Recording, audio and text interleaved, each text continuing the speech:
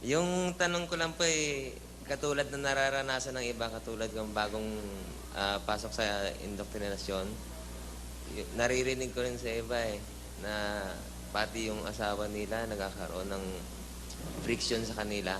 Meron po bang guideline ng Bible na kung paano malilesen yung friction? Dahil minsan masakit talagang isipin na katulad ko, maliit yung anak ko. Bigyan kita ng guide, kapatid.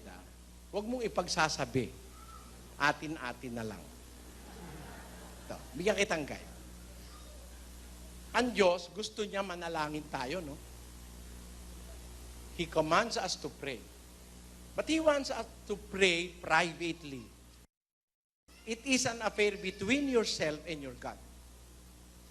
Bakit gusto niya privately? Kasi nakikinig si Satanas Nagmamasid si Satanas. Kung nananalangin ka privately, walang maririnig si Satanas, hindi niya alam yung hinihingi mo sa Diyos, hindi niya alam yung balak mo. So wala siyang mailalagay na hindrance. Nakukuha mo punto ko? Sama po. Hindi naman kasi alam ni Satanas yung nandito Ang nakakaalam nun, Diyos lang 17:9 ng Jeremias. Ang puso ay magdaraya ng higit kaysa lahat na bagay at totoong masama. Sinong makaaalam? Akong Panginoon ay sumisiyasat ng pag-iisip.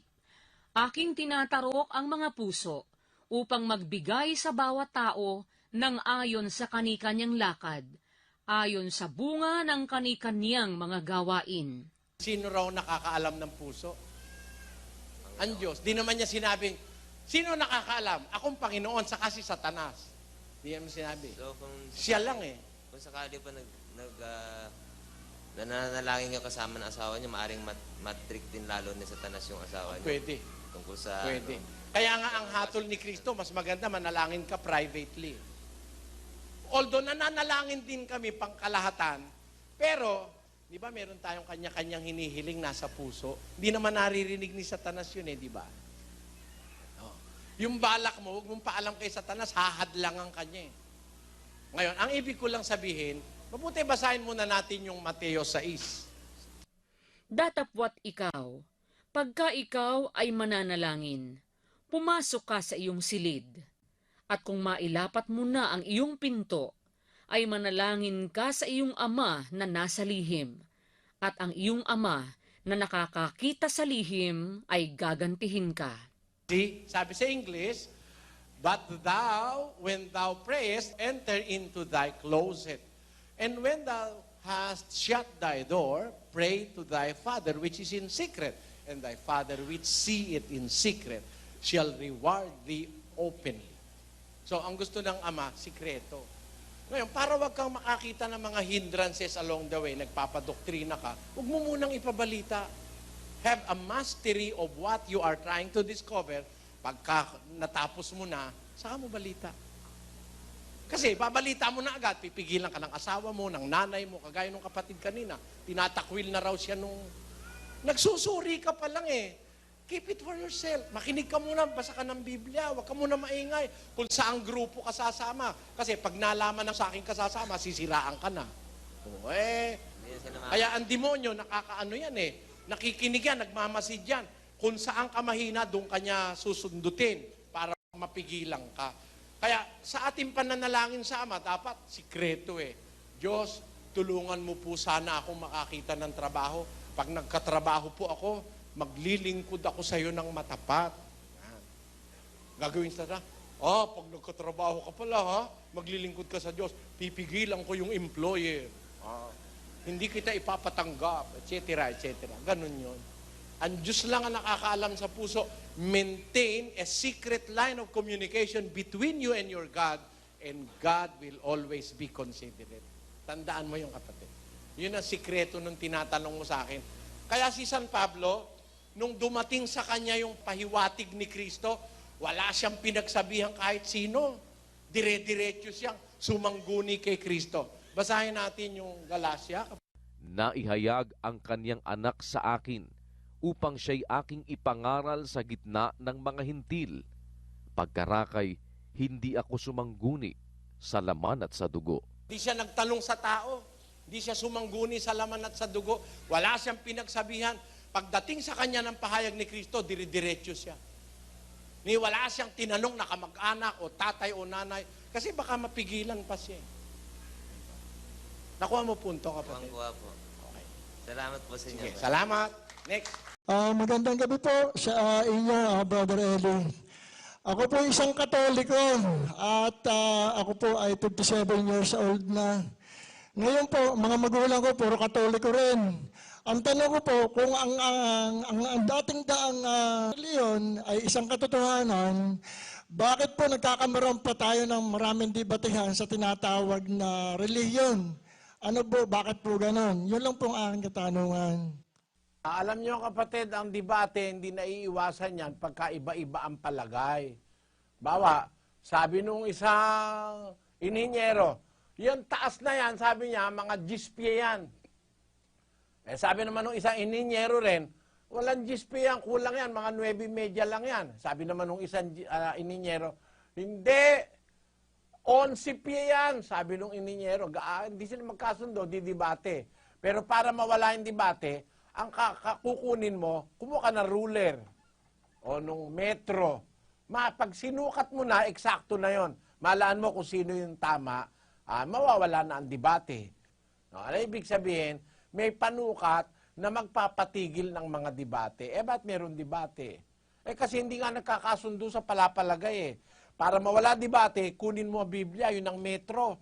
Itong Biblia ang metro. Kung alin nakasulat sa Biblia, yun ang tama. Ngayon, ba't hindi naiwasan ng debate? Pakinggan nyo sa isang talata ng Gawa 22. Ganito ang ating mababasa sa 9:22. Datapwat lalo nang lumakas ang loob ni Saulo at nilito ang mga Hudyo na nangananahan sa Damasco na pinatutunayan na ito ang Kristo, na nangangaral na may katapangan sa pangalan ng Panginoon at siya'y nagsalita at nakipagtuligsaan sa mga Greko-Hudyo, datapwat pinagpipilitan nilang siya'y mapatay. No? Nangangaral si Pablo, nakikipagtuligsaan, nakikipagdebate. Nagsasalita siya laban sa mga Grego-Hudyo. Gusto nga nila patayin si Pablo eh. Bakit? Ayaw maniwala ng mga Hudyo na si Kristo na ngayon. Ayaw nila maniwala. Tama naman yung sinasabi ni Pablo na yun na nga ang Kristo, si Jesus. Bakit? Wala namang nakakagawa nung ginawa ni Kristo. Nabumuhay ng patay, nagpadilat ng bulag, etc. Nagpakita nga siya ng maraming palatandaan na siya ang anak ng Diyos. Ayaw pa rin maniwala. Kaya nagkakadebate. Ganun ngayon, kapatid. Halimbawa, sabi ko, ang iglesia sa Biblia ay iglesia ng Diyos. Tignan mo, sa Bibliang Katoliko mismo, kung Katoliko, kapatid na Efren, kung Katoliko ka, dapat may Biblia kang Katoliko. Ngayon, kung wala ka, babasahin ko para sa'yo. Sa Bibliang Katoliko, ano ba nakasulat? Basahin natin ang 20:28 ng Gawa. Ingatan ninyo ang inyong sarili at ang buong kawan na pinaglagyan sa inyo ng Espiritu Santo bilang mga tagapamahala upang pamahalaan ang iglesia ng Diyos na kanyang tinubos ng sarili niyang dugo. Ano ang tinubos ni Kristo ng sarili niyang dugo? Ang iglesia ng Diyos. O di magdidiskusyon tayo ngayon. Ba't ka makikipagdiskusyon? Dahil matigas ang ulo mo. Dahil kung di matigas ang ulo mo at marunong kang kumilala ng totoo, yan nasa Biblia, yan ang tanggapin mo. Ang pangalan ng iglesia, iglesia ng Diyos. Sana naintindihan mo, kapatid na Efren. Gandang gabi po, Bradley. Mayroon po akong dalawang katanungan. Ang una ko pong katanungan ay ganito. Ano po ba ang ibig sabihin ng talatang nasa Isaiah 2:22? Ito po ba ay patungkol sa mga mangangaral? Ang ikalawa kong tanong ay ganito. Gusto ko pong magkaroon ng paglilinaw kung ano po ba ang ibig sabihin ng hula sa Jeremiah 6:16 kumpara sa talatang kaganapan sa Hebreo 10:20 ang tungkol sa daan na tinutukoy dito. Basahin po natin ang Jeremias 6:16, kapatid. Ganito ang sabi ng Panginoon, Magsitayo kayo sa mga daan at magsitingin kayo at ipagtanong ninyo ang mga dating landas kung saan nandoon ang mabuting daan at magsilakad kayo roon at kayo'y mga kakasumpong ng kapahingahan sa inyong mga kaluluwa. Ayan, ang sabi po sa Jeremias, mga dating landas kung saan nandun yung mabuting daan.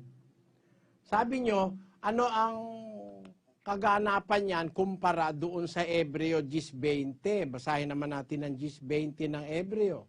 Sa pamamagitan ng daang bago at buhay na kanyang itinalaga sa atin sa pamamagitan ng tabing sa makatwid bagay sa kanyang laman. Meron tinatawag dito si Pablo na daang bago. Sa pamamagitan ng daang bago. Kailan ito bago, kapatid? Nung sabihin ito ni Pablo sa mga Hebreo, 2,000 years ago.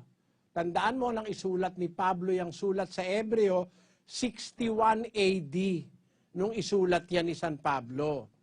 Nung 61 AD, that is more or less 2 millennia ago, ay tawag ni Pablo daang bago. Ngayon yun namang hula ni Propeta Jeremias, hula naman yun sa darating. Sa ating panahon naman yung hula niya. Halimbawa, dito ngayon sa hula ni Jeremias, nagsasalita siya sa atin sa hula.